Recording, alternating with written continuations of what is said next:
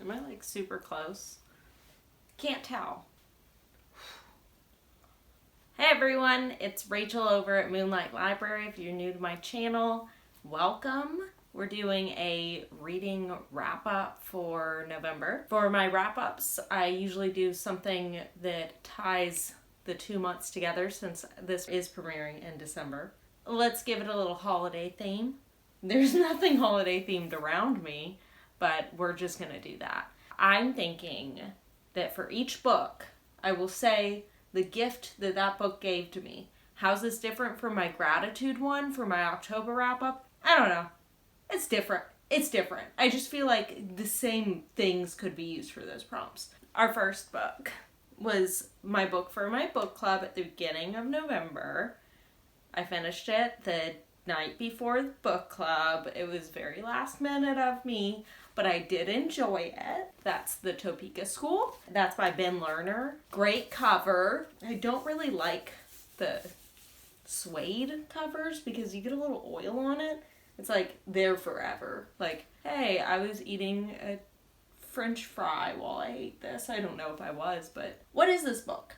So this book spans, it's kind of like a frame narrative that follows a mother, father, and son. It all starts with the son, and they're all in Kansas. Topeka School. There's a bit in New York. Anyways, so the son he's on the debate team. He's doing different formats of debate and competitions, kind of like figuring out growing up and like coming of age, and he has like a lot of things going on in his life and stuff like that. He's struggling with different issues. That's Adam. Then you have the father he's a psychiatrist. Like all of these things take place around like psychiatric professionals, basically, aside from Adam, who is just their kid, but still. So he's a psychologist. He's a psychologist at this place called the Topeka School, but he's really into film, and it's just about him and his relationship with his wife and his relationship with his son and trying to raise a son, how not to have like toxic masculinity like traits, whereas he still himself has those things, and he's struggling with what it means to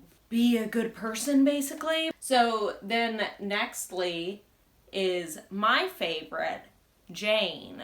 So I really like Jane. Did I say the father's name was Jonathan? Jane, she is also a psychologist, and she's struggling with past abuse from her father, who she had a very bad trigger warning relationship with. And her sections kind of flowed in this like interesting narrative way, where one of them was actually, it's told you in the first person. She's talking to her son, who's like writing a book, I guess, at this point. Like, this whole story takes place all over the place. It jumps timelines, and does it tell you where you are? No, it doesn't even tell you where in the timeline you are. It's pretty easy to follow, though. You're almost getting glimpses into these people's lives, and it was interesting hearing Jane's backstory through her being interviewed by her son, who at this point you had already read some of his sections, and you kind of know him when he's younger, and he's 1997, like class of 1997. So that was pretty cool. Other than that, I think it was just an interesting narrative. It was one of the New York Times 10 best books of the year in, I think, 2019, which is crazy because, like, I don't think I really heard anyone talking about this book. It was really well done. Yeah, 2019. I really liked, there are these sections in between that's like this guy that Adam, the high schooler, had gone to school with, and you get glimpses into this guy's life as well, and like this event that happens, and they're really short segments between each section from the people in this family to see like what happens to this guy. So I think structurally that was a very interesting book. I would recommend it. I gave it a 4-star. If you like literary fiction and you just like basic literary fiction, then you'll like this. Why didn't I give it a 4? Or why didn't I give it a 5? I don't know. It was kind of like grueling to get through. It was very long. It was so long-winded. It was like doom, doom, doom. And the paragraphs were just insane. Like, look at this. There's barely any dialogue in this book. Nothing. It's like, hey, you want dialogue in your book? Don't pick this one up. I think there's like real dialogue at one point in the book, it feels like. There's barely any dialogue in this book. So if you love dialogue, this is not the book for you. The Topeka School, the gift that it gave me was, I would say, like a good literary fiction book. Just a stable literary fiction that I thought it was wonderful. Next book I read, I got it off Hoopla, I think, through the library. So I obviously don't own it. So that's going to be With the Fire on High by Elizabeth Acevedo. So, wow. I haven't read The Poet X yet, but With the Fire on High was beautiful. You can kind of tell that Elizabeth Acevedo is a poet. She has a way with words. She has a way with enveloping you in a story. So this is about high school senior Amani, who has a baby. She calls her baby girl. What it's like having a child in high school, but also it's about food. It's about Amani's passion for cooking, Amani trying to figure out what she's doing with her life, what makes her happy, what makes her want more, finding herself, and also falling in love. It's not really like a love story, but they have those elements that you're just kind of like the cute stuff, but also like this girl's a go-getter and she's gonna get it, you know? I was rooting for her the whole way. I was like, girl, you are great and you are worth it and you are something and you're making me want to go out there and get it. I loved Amani. I loved her drive. I loved her courage. I loved her tenacity. Like, she had so much going for her that I'm like, so good. She made it happen. Made it happen. Beautiful. It was a wonderful book. It was a wonderful story. I loved it so much. I gave it 5 stars because I was like, I'll think about this book later in my life. The gift that With the Fire on High gave me was beautiful, poetic cooking novel. Gave me spirit. So next up is a really big secret. Like, I'm talking massive secret. No, it's not really. But if you saw my video where I had taken books from my friends and like I had kept them for about 3 years, one of them was the book It by Stephen King. And I read the books and I gave them back to their owners. But, oh God. Yeah, I own it. I don't really know why I borrowed a copy. Maybe I bought this after I borrowed that copy. I don't remember. But it's kind of funny to me that I already own this book and yet I wouldn't give her copy back. This one's dusty. Yeah, that's my excuse. It's dusty. So I don't really want to go through what it takes to talk about it right now. So instead, well, I mean, I'm not going to tell you about what I told you before in that video. We're going to cover new topics here. New topics on it. Because this book is gigantus. This book gigantus. That doesn't make sense. What is gigantus? This book's gigantic. So there's a lot of stuff that could be inside of this book that we could talk about. It's really gross though. I'm just gonna set it here so you can enjoy that.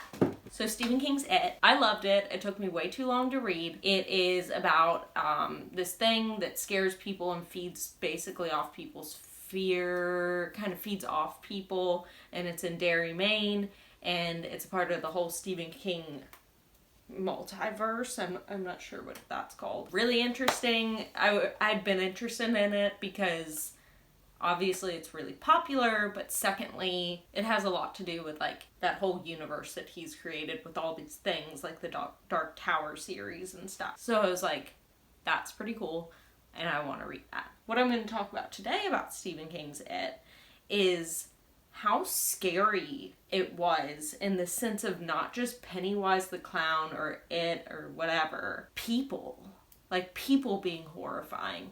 People under the influence of it, or just because they themselves are terrors and menaces to society.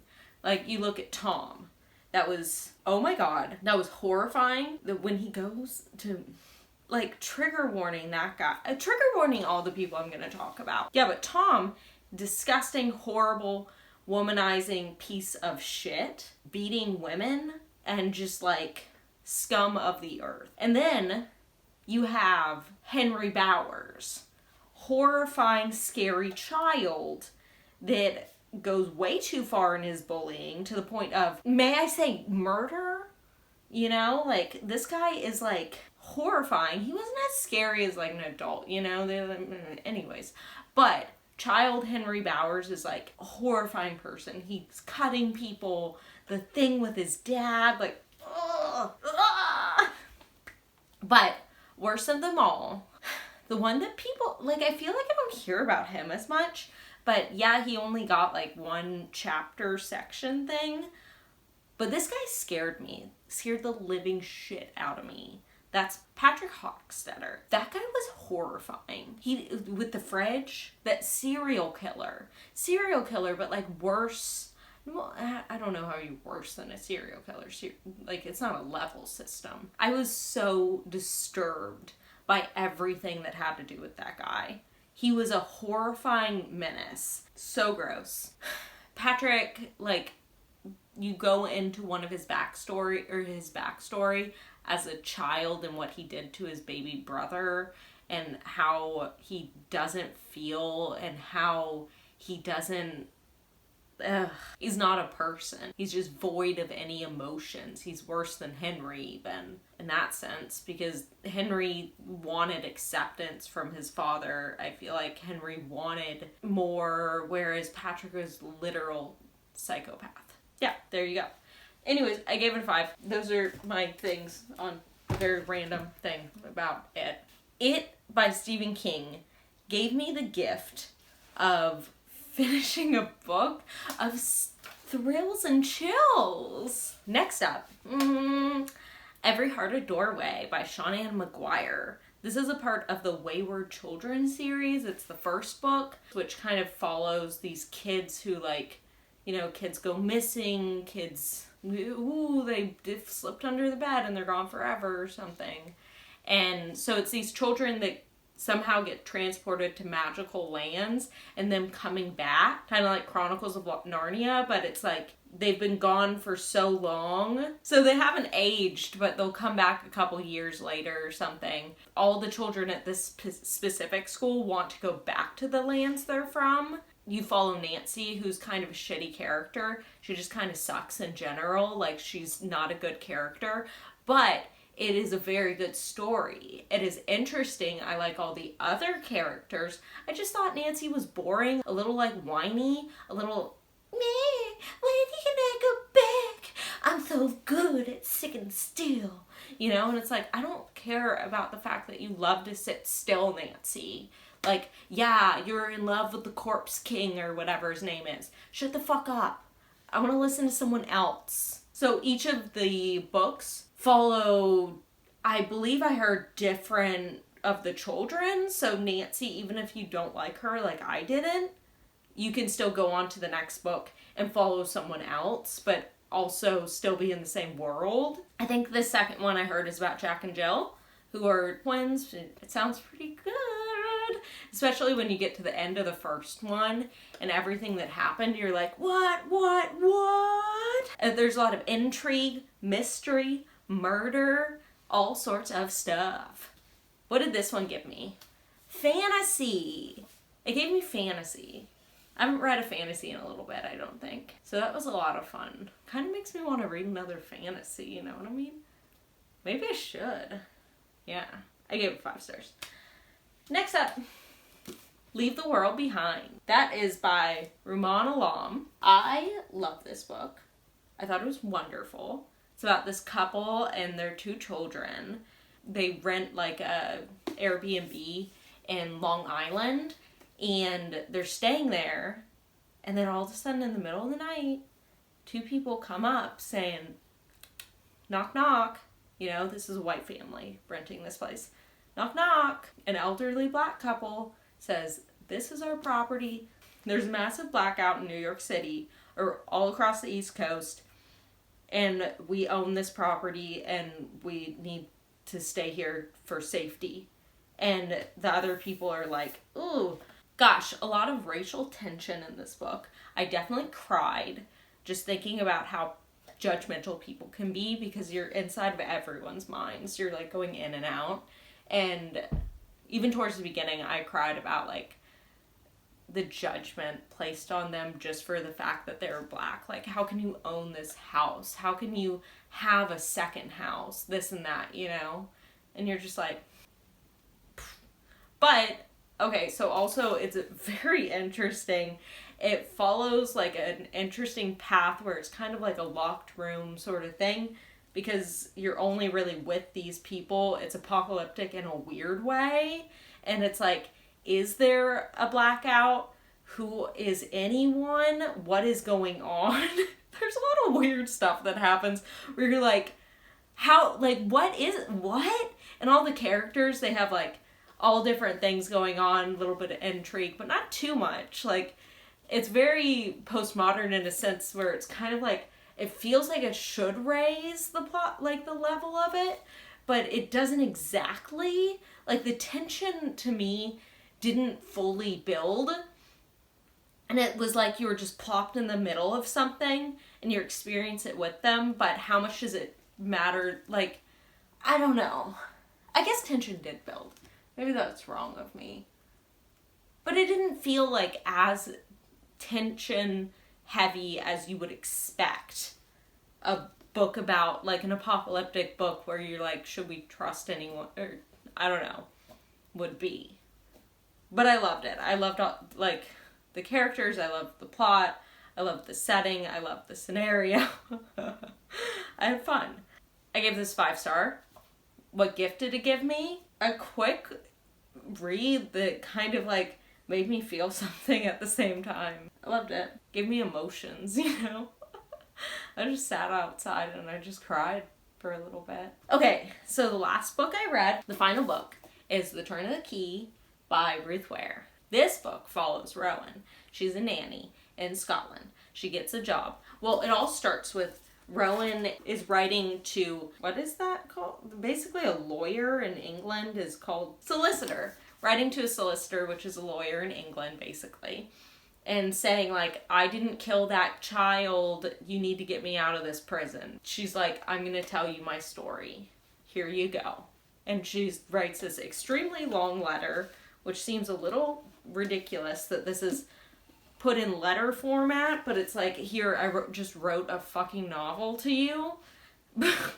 But whatever. You know, suspend disbelief. Rowan got this job as a nanny in Scotland for this wealthy family that they're both architects, the mother and the father. She ends up going out there, and it's like a smart house. It's super weird. Creepy children, horrible children. There's a lot of stuff going on. There's like weird grounds, like strange gardens, you know, like cameras everywhere. She's kind of like hearing these sounds and like what happened to the other nannies, because all these other nannies kept leaving and both the parents are gone almost immediately. And she's just kind of like trying to navigate being a nanny. And oh, wow, wow, wow. I didn't call the twisties, but there were some good twisties. I love a good mystery twisty, you know what I mean? Just throw that twisty in there and I will like it. That's how I felt about this book. But if you read this book, please tell me if you like knew what was gonna happen. Like, I read Ruth Ware's One by One and I was like, okay, I know where this is going. This is kind of obvious. But I also read Ruth Ware's Lying Game. I don't think I really saw where that was going, but then again, it was just kind of like, to me. It wasn't the best book, but I really enjoyed this one. I think I give 1 by 1 a 4 as well. Did I give it a 3 or 4? I don't remember. But I had a lot of fun reading this book. I thought it was interesting. I thought it had a good story that really like pulled you along. The ambiance was really good in Scotland. Like, you really felt you were there. The technology was interesting. It was very, smart house, like the Disney Channel. Not really, but, can you trust technology as well? Like, some weird stuff going on. Ghost in the Machine. Yeah. That was weird. Ruth Ware's Turn of the Key gave me the gift of mystery. The gift of a good twisty, I'm just going to keep calling them twisties. Those are my books that I read. Not just these. I read 6. It was 7, 6. I read 6 books. And when I was finishing this month, and I had only finished 6 books, I was kind of like down on myself, like, oh, Rachel, like, you didn't do that great, like, you need to try harder, And then I'm like, wait a second, Rachel, you're doing this for fun.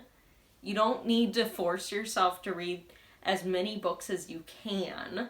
It's more like read books to enjoy books. I had a very nice month of 6 books, which I thoroughly enjoyed all of them. So that is an achievement. You did it. You did it. Rock star. That's how I feel. In total, read 6 books. Loved them all different genres, obviously. Young adult, literary fiction, speculative, fantasy, mystery, and horror. It's a lot of different genres. Just need to throw romance in there. I'll have some romance for you next month. I already started some. Okay, so thanks for staying with me. Please subscribe if you haven't. Like it. Comment. Let me know what you thought. Let me know if you've read any of these books. Or if you're like, you like that book? You should read this book. Or if you just completely disagree with anything that I said, please let me know so we can have a discussion about it, I want to talk books. I want to hear that you actually thought that Leave the World Behind was the worst book ever. Or that you actually loved Patrick Hockstetter from It and you thought he was just the best. Let me know. Okay, bye.